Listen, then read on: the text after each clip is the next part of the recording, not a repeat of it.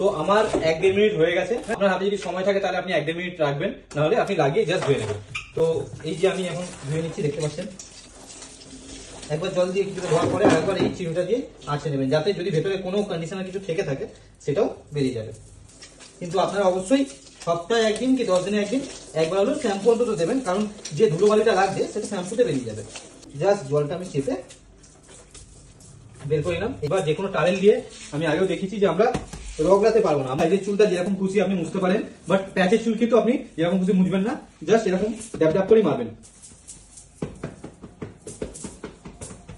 প্রথমে পুরো আঁচড়ে নিন সামনের দিকে,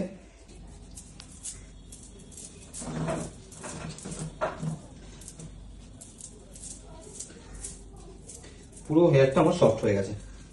এবার আপনার কাছে যদি হেয়ার ড্রায়ার থাকে তাহলে আপনি হেয়ার ড্রায়ার দিয়ে এটা ড্রাই করে নেবেন, অথবা আপনি টাওয়েল দিয়ে একটু ড্যাপ ড্যাপ করে মারলে পরে শুকিয়ে যাবে।